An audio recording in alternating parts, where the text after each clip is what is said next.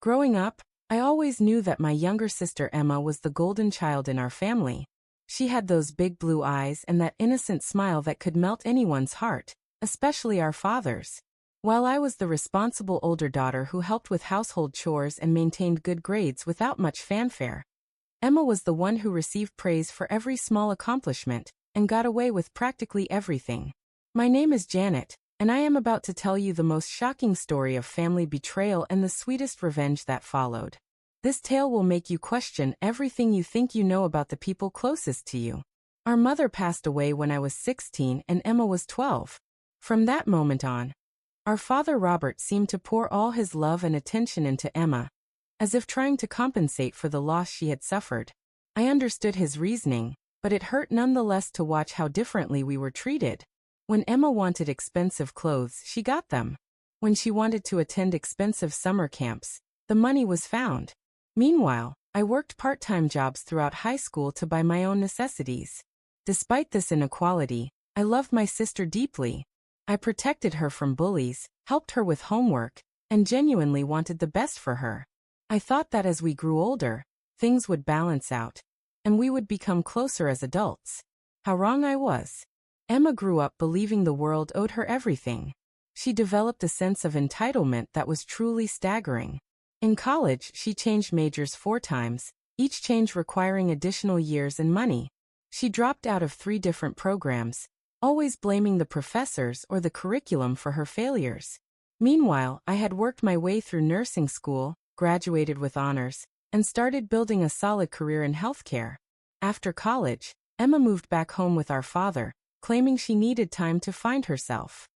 That time stretched into years. She would start various business ventures that always required significant financial investment from our father, and when they inevitably failed, she would move on to the next scheme without taking any responsibility. During this period, I had moved to another state for work, visiting home every few months. I noticed that our father seemed increasingly frail and confused during my visits, but Emma assured me that he was fine, and that I was overreacting. She had positioned herself as his primary caretaker, and honestly, I was grateful that someone was there for him. What I did not realize was that Emma had been systematically poisoning our father's mind against me. The first sign something was seriously wrong came during one of my visits home. I had brought our father his favorite pastries from a bakery he loved, and instead of his usual warm greeting, he looked at me with suspicion and asked why I was finally visiting after abandoning him for so long. I was confused because I had been visiting regularly, but Emma quickly interjected, explaining that Dad sometimes got confused about timing due to his age. Over the next several visits, I noticed more concerning changes. Our father would make comments about how I never called, even though I spoke with him twice a week. He would mention things about my life that were completely incorrect, and when I tried to correct him, Emma would give me warning looks and change the subject. The most alarming incident occurred during what would be my last normal visit home. Our father pulled me aside and told me how disappointed he was that I had refused to help with his medical expenses. I was completely bewildered because no one had ever asked me for help with medical expenses, and I would have gladly contributed. When I tried to discuss this with Emma privately, she became defensive and accused me of trying to cause problems. That night, I could not shake the feeling that something was terribly wrong. I started paying closer attention to the dynamics in the house, and what I observed made my blood run cold. Emma spoke to our father in a tone that was subtly condescending and controlling. She would interrupt him when he tried to tell stories about me, redirecting conversations to focus on her own accomplishments. Most disturbing of all, I caught her going through his mail and personal documents when she thought no one was looking. My suspicions were confirmed 3 months later when I received a call from our father's neighbor, Mrs. Henderson.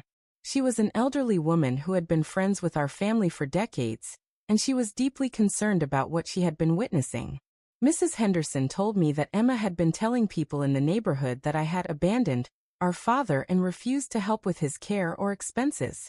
She said Emma frequently complained about having to do everything alone while her selfish sister lived it up in another state. But what really alarmed Mrs. Henderson was that she had overheard Emma on the phone several times, apparently speaking with lawyers and financial advisors about our father's assets.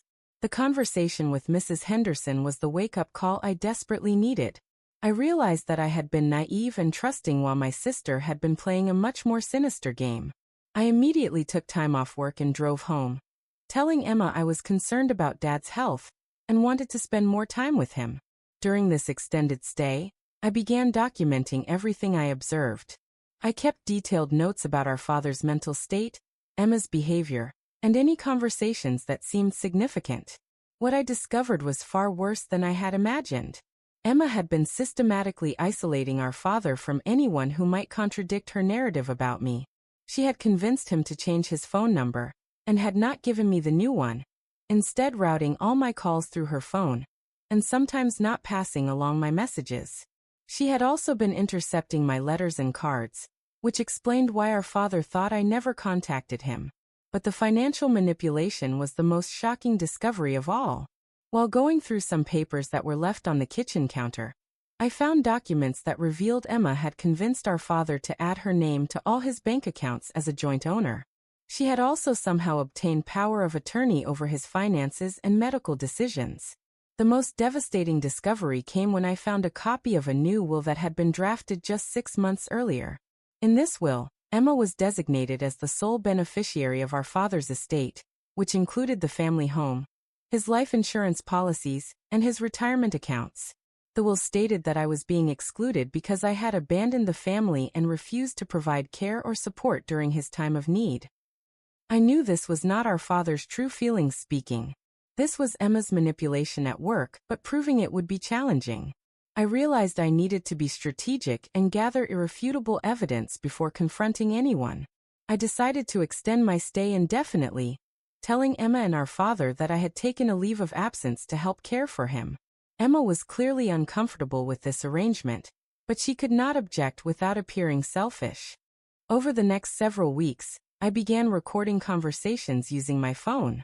I was careful to only record in situations where it was legal to do so in our state. What I captured was absolutely damning. In one recording, Emma was speaking with someone on the phone about managing the old man and making sure he stayed focused on what really mattered. In another conversation, I heard her telling a friend how she had worked so hard to fix the damage that I had supposedly caused to my relationship with our father. The most incriminating evidence came when I recorded Emma speaking directly to our father about me. She told him that I had called her privately and complained about having to visit him, saying it was such a burden, and that I could not wait for this to be over. She then comforted him, saying she would never abandon him like I had. None of this was true, of course, but our father believed every word because it was coming from his golden child, the daughter who had never disappointed him. I also discovered that Emma had been forging our father's signature on various documents. I found practice sheets where she had been perfecting his handwriting, and I was able to match several suspicious signatures on bank documents to her forged versions rather than our father's authentic signature. The evidence I had gathered was substantial, but I knew I needed professional help to handle this situation properly. I consulted with an elder law attorney who specialized in cases involving financial exploitation of elderly individuals. The attorney reviewed my evidence and confirmed that Emma's actions constituted elder abuse and fraud. However, the attorney advised me that the most important thing was to protect our father's remaining assets and ensure his well-being, rather than focusing solely on punishment. We developed a strategy that would expose Emma's manipulation while also safeguarding our father's interests. The first step was to arrange for our father to have an independent mental capacity assessment. I suggested this to him as a routine health check, emphasizing that it would be good to have a baseline assessment for his medical records. Emma objected strenuously, claiming it was unnecessary and stressful, but our father agreed to the evaluation. The assessment revealed that while our father had some age-related cognitive decline, he was still mentally competent to make his own decisions. However, the psychologist noted that he showed signs of being under undue influence regarding certain family relationships, particularly his perception of his older daughter. Armed with this assessment and all my documented evidence, I was ready to make my move. But I wanted the confrontation to happen in front of witnesses who could not be manipulated or intimidated by Emma. I arranged for a family meeting, ostensibly to discuss our father's long-term care needs. I invited Emma, our father, Mrs. Henderson, as a longtime family friend, and Pastor Williams from our father's church. I also arranged for the elder law attorney to be available by phone if needed. The meeting started normally, with general discussion about our father's health and daily needs. Then I shifted the conversation to finances, expressing concern about ensuring our father's assets were properly protected and managed. Emma immediately became defensive, insisting that everything was under control, and that I did not need to worry about financial matters since I had not been involved in our father's care. This gave me the perfect opening. I calmly stated that I had been very involved and concerned, which was why I had been documenting some troubling patterns I had observed. I then began presenting my evidence systematically. First, I played the recording of Emma telling our father the lies about my phone call. Our father's face went white as he heard his precious daughter manipulating him with complete fabrications. Pastor Williams and Mrs. Henderson looked shocked and disgusted. Next, I showed the forged signature evidence, demonstrating how Emma had been practicing our father's handwriting and using it on financial documents. The elder law attorney joined the call at this point and explained the legal implications of what Emma had been doing. Emma's reaction was exactly what I had expected. She went through the classic stages: denial, anger, bargaining, and finally, desperate attempts to maintain control. She accused me of attacking her after all her sacrifices for our father. She claimed I was jealous of their close relationship and was trying to destroy the family. But the evidence was overwhelming, and the witnesses were credible. Our father sat in stunned silence as the full scope of Emma's manipulation became clear. He realized that his perception of me as an uncaring daughter had been entirely manufactured by Emma's lies. The immediate consequences were swift. The elder law attorney helped our father revoke Emma's power of attorney and remove her from his bank accounts. We also arranged for the fraudulent will to be voided, and for our father to work with an independent attorney to create a new will that reflected his true wishes rather than Emma's influence. Emma was forced to move out of our father's house immediately. The attorney advised that we could pursue criminal charges for elder abuse and fraud, but our father was reluctant to see his daughter face jail time. Instead, we agreed that Emma would be required to pay back the money she had inappropriately taken from our father's accounts, and she would be permanently barred from having any control over his finances or medical decisions. The personal consequences were even more satisfying. Word of Emma's manipulation spread quickly through our small hometown community. The neighbors who had listened to her complaints about her selfish sister now knew the truth about who had really abandoned family responsibilities. Her reputation was completely destroyed. Emma tried to maintain some relationships by claiming she had been misunderstood and that her actions had been motivated by love and concern for our father. But the evidence was too clear, and the lies too extensive, for anyone to believe her revisionist version of events. The most poetic justice came 6 months later. Emma, who had always relied on our father's financial support and had never developed real job skills or financial responsibility, found herself completely on her own for the first time in her life. She had to take a minimum wage job and move into a tiny apartment in a less desirable part of town. Meanwhile, our father and I rebuilt our relationship.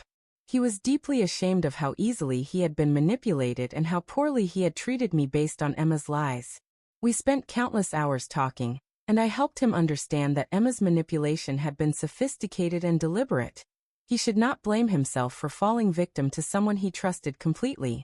Our father's health improved significantly once he was no longer under the constant stress of Emma's manipulation and financial pressure. He became more social again, reconnecting with old friends and participating in community activities that Emma had discouraged. The new will our father created was fair and reflected his true values. He left provisions for both daughters, but with strict conditions on Emma's inheritance that would prevent her from squandering the money irresponsibly. He also included charitable donations to causes that were important to him, choices that Emma had previously discouraged because they reduced her inheritance. 1 year after the confrontation, I received a letter from Emma. It was not an apology.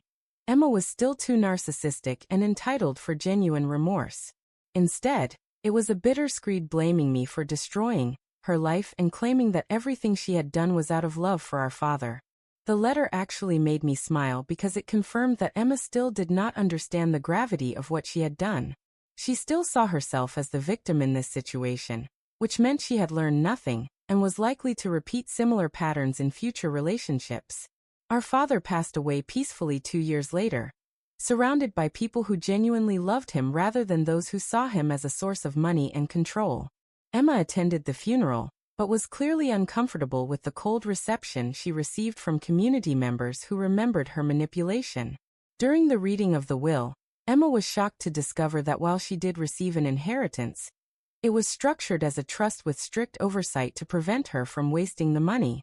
She would receive monthly payments sufficient for basic living expenses, but she could not access the principal without approval from the trustee for specific, documented needs like education or medical expenses. Emma stormed out of the attorney's office, screaming about how unfair it was and threatening to contest the will. However, the attorney calmly informed her that the will included a clause stating that any beneficiary who contested the document would forfeit their inheritance entirely. Emma's threats quickly turned to sullen acceptance. The final twist in this story came 3 years after our father's death. Emma had apparently learned nothing from her experience with our family and had begun targeting an elderly neighbor, Mrs. Patterson, with similar manipulation tactics. She had moved into Mrs. Patterson's garage apartment at a suspiciously low rent and had begun helping with the elderly woman's finances and medical appointments. Fortunately, Mrs. Patterson's daughter lived nearby and was more vigilant than I had initially been. She recognized the warning signs and contacted me for advice. I was able to share my experience and help her document Emma's behavior before it could progress too far. When Emma realized she had been discovered again, she quickly moved away from our hometown. I heard through mutual acquaintances that she had attempted similar schemes in 2 other cities, but had been unsuccessful each time. Apparently, word of her reputation had begun to follow her, making it harder for her to find vulnerable targets. The satisfaction I felt from exposing Emma's manipulation and protecting our father was immense, but the real victory was much deeper than revenge. I had learned to trust my instincts, stand up for what was right, and protect the people I loved from predators, even when those predators were family members. Looking back on this experience, I realized that Emma had always shown signs of manipulative behavior, but our family's dysfunction had enabled and rewarded her tactics for so many years that they had become second nature to her. By finally holding her accountable for her actions, I not only protected our father, but also gave Emma the consequences she had avoided her entire life. The most important lesson I learned was that being family does not give someone the right to abuse, manipulate, or steal from you. Love and loyalty must be mutual and genuine, not weapons used to control and exploit others. Emma's downfall was ultimately her own doing. Her greed, manipulation, and sense of entitlement created the very situation that led to her exposure. If she had been content with her fair share of our father's love and inheritance, none of this would have happened. But her need to have everything, to be the only one who mattered, ultimately left her with far less than she could have had through honest means. The golden child who had always gotten her way through charm and manipulation finally met a situation where those tactics not only failed but backfired spectacularly. The very qualities that had made her our father's favorite, her apparent devotion and care, were revealed to be calculated performances designed to maximize her personal gain. In the end, karma delivered the perfect punishment for Emma. She lost not only the inheritance she had tried to steal but also her reputation, her community, and the easy life she had always taken for granted. She was forced to face the real world without the safety net of family support or community respect that she had spent her entire life taking for granted. As for me, I gained something far more valuable than money or property. I gained the knowledge that I had the strength and courage to fight for what was right, even when it meant challenging someone I had loved and protected my entire life. I proved to myself that I would not be a victim of manipulation, no matter how skillfully it was applied or how close the relationship with the manipulator. This experience taught me that sometimes the greatest act of love is holding someone accountable for their harmful actions, even when it is painful for everyone involved. By exposing Emma's manipulation, I not only protected our father but also gave Emma the opportunity to face the consequences of her choices and potentially learn from them. even though she chose not to take that opportunity. The story of Emma's downfall serves as a reminder that toxic behavior, even from family members, should never be tolerated or enabled. Sometimes the kindest thing you can do for everyone involved is to shine a light on the truth, no matter how uncomfortable or destructive that truth might be. Subscribe to Revenge Janet for more incredible stories of justice, karma, and sweet revenge. If this story left you as shocked and satisfied as I was when I lived through it, make sure to hit that subscribe button and ring the notification bell. Share your own revenge stories in the comments below. I read every single one and love hearing how karma has worked in your lives. Remember, the truth always comes out eventually, and justice has a way of finding those who deserve it most. Until next time, keep believing in the power of karma.